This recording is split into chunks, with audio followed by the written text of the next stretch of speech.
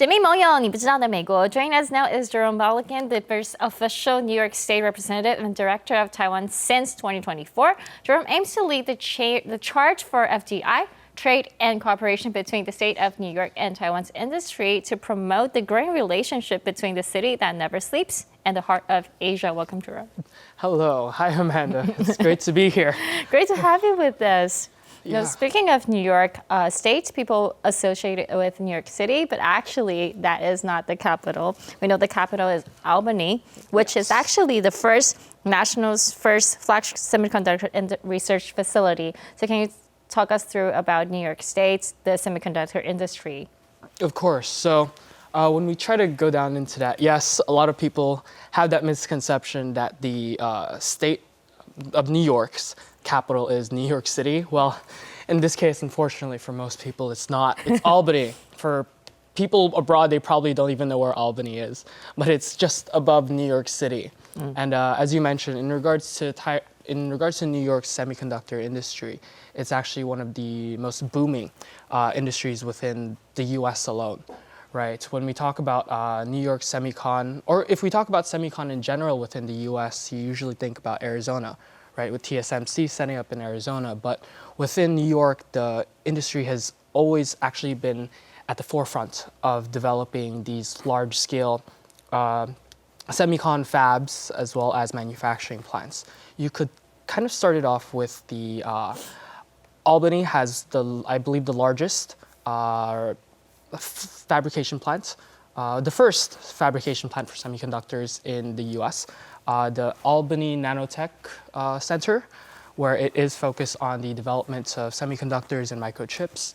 Then we actually have one of the most recent investments from one of the largest semiconductor companies in the world, which is Micron. Correct. Micron is actually planning on investing about $100 billion within Syracuse, New York, right? And it's posed to be one of the largest, if not the largest, U.S. investment in regards to building a fab, right? A mega fab in this case. And in these scenarios, New York's kind of growing industries, it creates a lot of different opportunities, right? Within not only the New York locals, but nationals all the way up to internationals. Right, given that there's such a booming and importance within the world economy and innovation for these type of technologies. Indeed. And how do you see Taiwan's position in this blooming semiconductor industry in New York State? Well, when we look into anything regarding semicon or microchips, then Taiwan's always going to be at the epicenter of it. Taiwan manufactures about 90% of the advanced microchip and semiconductor chips, as well as 60+% of chips in general, right? So it's basically a monopoly around the world. So whenever you think of semiconductors, you have to think of Taiwan as a very vital role within this. And New York, we see this. We see this opportunity. We see this amazing collaboration and partnership with Taiwan, given that, as I just mentioned, Micron is investing $100 billion to build a mega fab within Syracuse, New York. This plays a very vital role because most of Micron's suppliers are actually Taiwanese companies, right? Taiwanese suppliers. Originally, most of them were importing into the U.S., but given the recent tariffs or possible tariffs to move down the line, it's become even more feasible for Taiwanese companies to move their operations from Taiwan, from wherever they may be, into the U.S., right? There is a established market within New York. There is an established market with Micron, with TSMC, or even in New York State alone, there's also Global Foundries, there's IBM, there's all these large-scale semiconductor companies that require these type of suppliers from Taiwan. Indeed. And you just mentioned that Micron has announced this expanded investment in New York. And also in New York, we see that they introduced the Green Chips Act, which they want to foster a more sustainable industry in the semiconductor. How can Taiwan take place in this wave, in this ride, together alone, to not be left behind?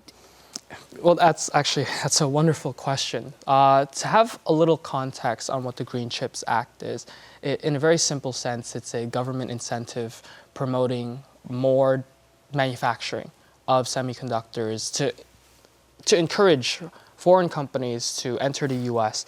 and be supported by the government. In this case, supported by the New York State in regards to tax incentives, helping you find real estate locations, shovel-ready sites. And in regards to that, the Green Chips Act is a government incentive to assist companies that helps promote sustainability and environments, right? It's promoting companies such as large as Micron to make sure that they have an environmental impact, to lower the amount of carbon emissions that they emit. And so how Taiwanese companies can start to take advantage of this or capitalize on this is a lot of Taiwan's semicon industries are within the medium scope, right? They're the medium-sized corporations. If we talk about large scale, you already know them. TSMC is one big example. But there's a lot of small and medium-sized Taiwanese semicon companies that are still relatively conservative and still sticking within the Taiwanese borders.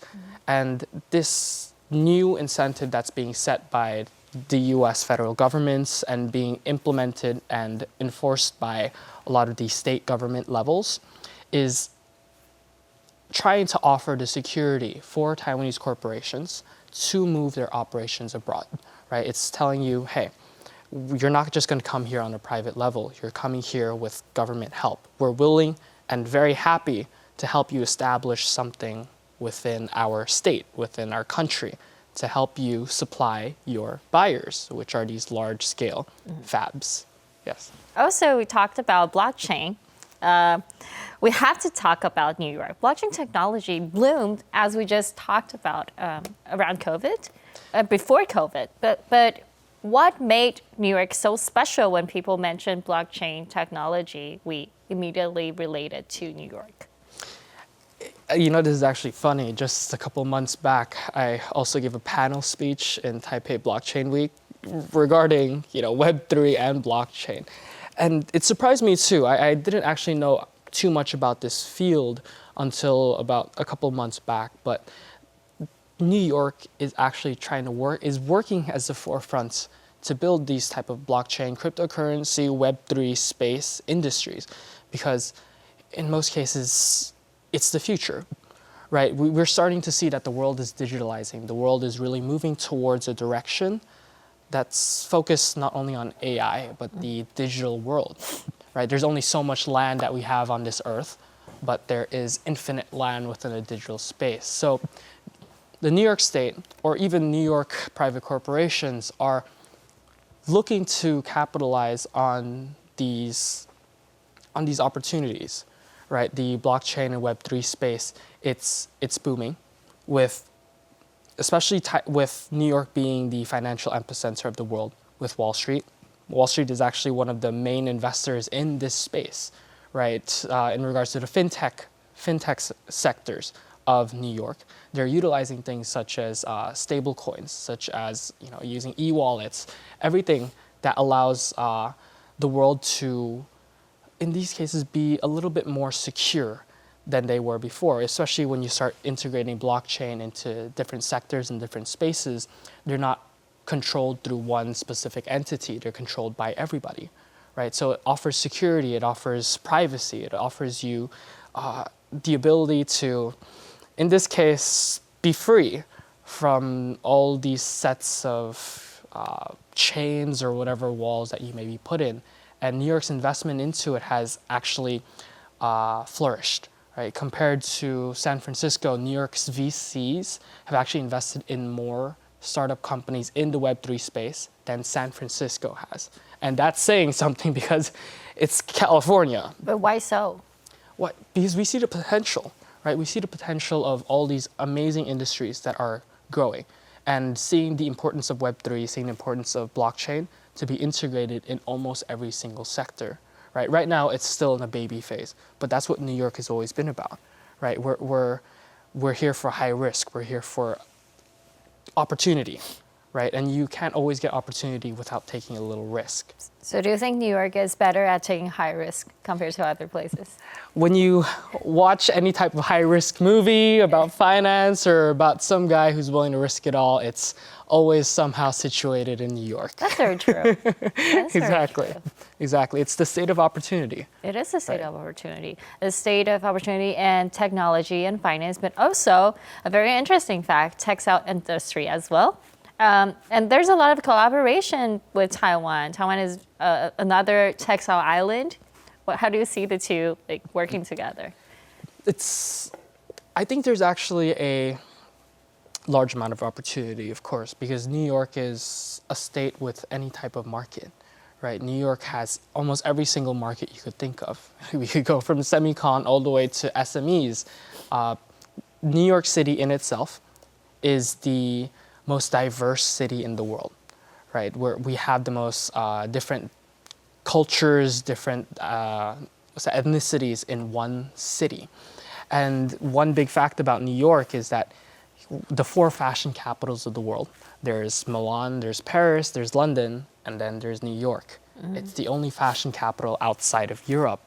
And Taiwan, as I mentioned before, we have a robust amount of talent in this country.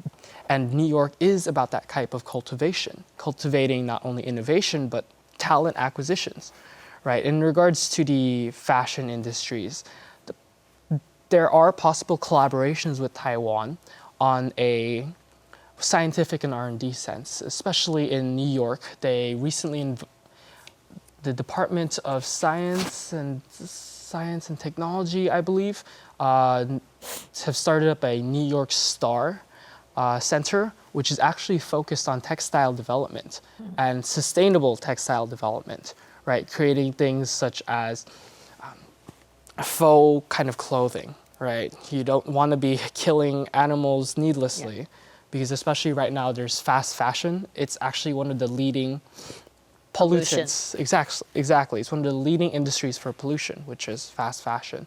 And New York, seeing that it's a fashion capital, not only wants to maintain that status of being a fashion capital, but being a sustainable fashion capital, right? We don't want to be risking things without reason, right? And in these scenarios, Taiwan has such a robust and very advanced R&D sector. We have smart people who have these ideas, these capabilities, and they could collaborate within New York on the front of New York Star in developing these type of sustainable fashions, right? These sustainable textiles that require half or even 1/10 the amount of water, 1/10 the amount of 0% of the euthanization of any type of animals, right? So this is something that could be a possible collaboration. The most charming part of New York is the mentality of open-mindedness to every different kind of person with different personality, with different professions and different dreams. And above the discussion that we've just had, is there any other areas that you think Taiwan and New York can collaborate in the future? I think in regards to collaborations together with Taiwan, beyond the semicon industries, of course, there is a startup industry collaboration opportunity. Something that we're actually actively trying to promote right now within Taiwan is to help startup industries in whatever sector they may be who are looking for an international push, right? Staying in Taiwan, as much as I love this amazing place, it's a small market compared to the market in New York, right? New York is the 9th largest economy in the world, right? There's so much opportunity and so much, in this case for startups, money to be found within New York, right? So one thing we're actively trying to push for is for startups here to have opportunities to collaborate with the New York State government, may it be with Startup New York or government incentives that are being offered to startups to establish. We can help these companies find real estate, meaning find co-working spaces, find offices, and beyond that is find possible partners within New York that can collaborate with Taiwan industries, right? So it's a very back and forth. Right now, we really are looking to push this type of collaborations, whatever collaboration it may be. There are main focuses, right? There are the unicorns like semicon, and there are the soon-to-be unicorns like the Web3 space, right? And blockchain, all of that. But there are those diamonds in the rough that take time to be cultivated. And as we just mentioned before, New York is a place to be because of all these diverse cultures, of all these mindsets. It's a state where risk is not that much of a risk because we know that in order to cultivate talents, you have to put in a little something. You have to put in either heart, money, or time, right? And a lot of people are unwilling to do that. But in New York, it's become a culture. It's become a culture to invest and then see how we can build this to the very pinnacle of where it is.